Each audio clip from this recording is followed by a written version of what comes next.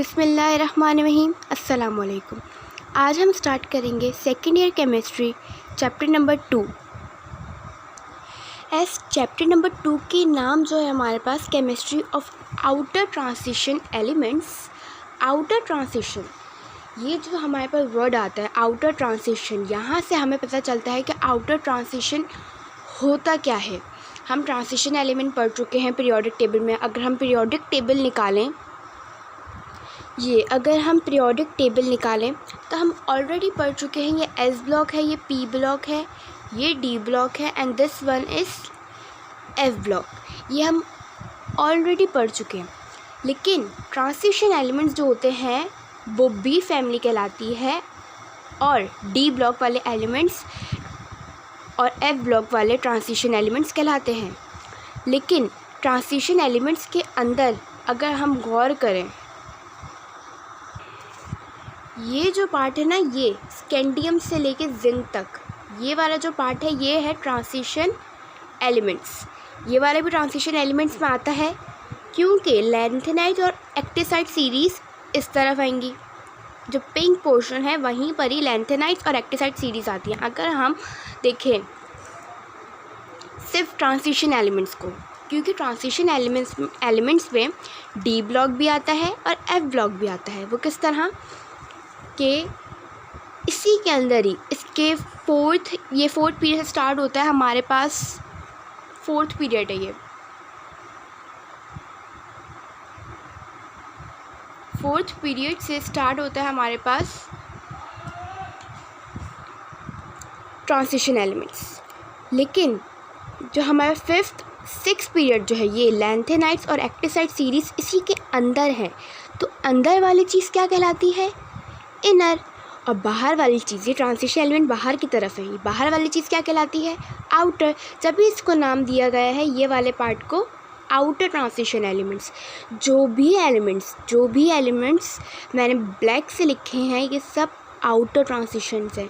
और जो ब्लू से मैंने यहाँ पे इसको हाईलाइट भी कर दिया है, शेड हुआ हुआ ये, तो ये कहलाते हैं इनर, क्योंकि ये अंदर की तरफ है इसलिए ये इनर ट्रांजिशन एलिमेंट्स कहलाते हैं। ये स्टार्ट होते हैं फोर्थ पीरियड से, जिसको हम फोर्थ सीरीज़ भी कह सकते हैं। फिर आती है हमारे पास फिफ्थ सीरीज़ या फिर फिफ्थ पीरियड।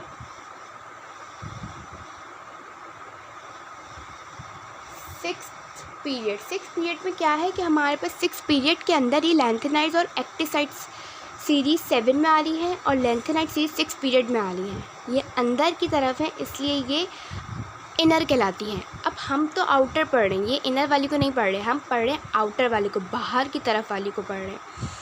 तो ये सिक्स्थ पीरियड है और ये सेवेंथ पीरियड है या फिर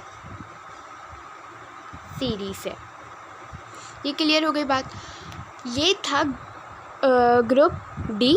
और ये वाला जो ग्रुप है लैंथेनाइट्स और एक्टिसाइड सीरीज़, जिसके अंदर 14 एलिमेंट्स होते हैं, वो ब्लॉक क्या कहलाता है? F block. ये ग्रुप जो है पीरियड जो है fourth period, fifth period, six period, ये क्या कहलाता है हमारे पास? D block. हम अभी जो इस चैप्टर में पढ़ेंगे वो डी ब्लॉक वाले पढ़ेंगे एलिमेंट्स। एफ ब्लॉक वाले जो एलिमेंट्स हैं लैंथेनाइट्स और एक्टिसाइड्स, वो एफ ब्लॉक के हैं और वो इनर ट्रांजिशन कहला रहे हैं। अभी हम आउटर ट्रांजिशन एलिमेंट्स पढ़ रहे हैं। और किन बेसिस पर हमने इन एलिमेंट्स को एक अलग ब्लॉक में डाला है वो भी हम पढ़ेंगे इस चैप्टर में। हम लोग ये भी कह सकते हैं कि डी ब्लॉक मिडिल जो है हमारे पास, जितने भी मिडिल एलिमेंट्स हैं पीरियोडिक टेबल का जो मिडिल पार्ट है वो डी ब्लॉक कहलाता है। और केमिस्ट्री में जो है ना आपके पास कॉन्सेप्ट्स क्लियर होने चाहिए। कोई अगर आपसे पूछ ले कि डी ब्लॉक में क्या रखने की वजह है, ट्रांजिशन एलिमेंट्स को डी ब्लॉक में क्यों रखा गया है, तो क्यों रखा गया है, उनको एस और पी ब्लॉक से क्यों अलग रखा गया है, तो आप लोग जवाब दे सकते हैं क्योंकि इनकी कैरेक्टरिस्टिक, क्योंकि डी ब्लॉक के एलिमेंट्स की कैरेक्टरिस्टिक डिफरेंट है। हम इसका आंसर इस तरह लिख सकते हैं कि डी ब्लॉक्स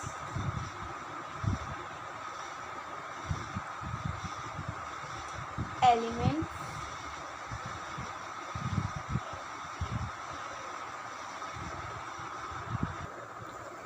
तो हम ये कह सकते हैं कि डी ब्लॉक एलिमेंट्स जो हैं वो रिकॉग्नाइज़ किए जाते हैं किसकी वजह से, इनकी कैरेक्टरिस्टिक डिफरेंट है किससे, एस ब्लॉक से और पी ब्लॉक एलिमेंट से।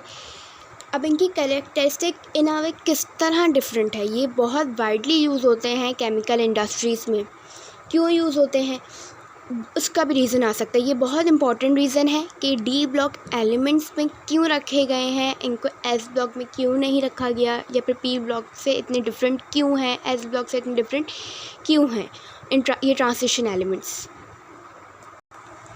अब ये तो बात हो गई कि इनको डी ब्लॉक्स में क्यों रखा गया इन एलिमेंट्स को, ट्रांजिशन एलिमेंट्स को डी ब्लॉक के अंदर क्यों रखा गया है। ये तो हमने समझ लिया कि जितने भी ये एलिमेंट्स थे हमारे पास इनको डी ब्लॉक में क्यों रखा गया है, सही है। लेकिन इनको डी ब्लॉक कहते क्यों हैं, इनको डी ब्लॉक क्यों कहते हैं, क्योंकि इनके वैलेंस शेल में डी इलेक्ट्रॉन फिल होते हैं। जैसा कि आपकी बुक में लिखा गया है पेज नंबर 2 पर, बुक की पेज नंबर 2 पर आ जाए कि अगर हम इलेक्ट्रॉनिक कॉन्फ़िगरेशन के थ्रू अगर जो लास्ट वाला जो होता है हमारे इलेक्ट्रॉनिक कॉन्फ़िगरेशन में उसके थ्रू हम ब्लॉक पता लगा सकते हैं। जैसे कि किसकी थी, सल्फ़र की, सल्फ़र में लास्ट में पी आ रहा है तो डैट मीन्स ये कौन से ब्लॉक का है, पी ब्लॉक का, सही है। तो अगर लास्ट में डी आ जाए दैट मीन्स ये डी ब्लॉक के एलिमेंट्स हैं। जितने भी एलिमेंट्स हैं जितने भी है डी ब्लॉक के, इनके लास्ट में डी आएगा। जो शुरू के जो 2 रीज़न्स लिखवाएं, अभी एक रीज़न लिखवाए, दूसरा वाला भी बहुत इंपॉर्टेंट है। दोनों रीज़न बहुत इंपॉर्टेंट हैं, ये पेपर में पूछे जाते हैं दोनों रीज़न। तो हमें समझने के साथ साथ हमें अपने पेपर की भी तैयारी करनी है कि क्या क्या चीज़ें पेपर में आ सकती हैं। तो दूसरा वाला रीज़न जो है हमने अभी पढ़ा है कि इनको डी ब्लॉक में क्यों रखा जाता है या फिर डी ब्लॉक क्यों कहलाते हैं, क्योंकि इनके लास्ट वैलेंस शेल है वो डी ब्लॉक एलिमेंट से फिल हुआ है। इसका हम रीज़न इस तरह लिख सकते हैं कि, तो सेकंड जो हमारा रीज़न था कि डी ब्लॉक एलिमेंट्स क्यों कहलाते हैं, क्योंकि डी ब्लॉक एलिमेंट इसलिए कहलाते हैं क्योंकि इनके वैलेंस शेल में डी इलेक्ट्रॉन फिल्ड हुए होते हैं। ये इसका रीज़न का आंसर है, बहुत इंपॉर्टेंट है दोनों रीज़न। इसके बाद अगर हमसे पूछें कि हमने लिखा था कि इसकी कैरेक्टरिस्टिक डिफरेंट है, मतलब कि ये बहुत डिफरेंट बिहेवियर रखते हैं किससे, बाकी एलिमेंट्स से। ये जो हमारे पास डी ब्लॉक एलिमेंट्स हैं, ये डी ब्लॉक जो हैं ये बाकी एस और पी ब्लॉक से बहुत डिफरेंट इनकी कैरेक्टरिस्टिक है।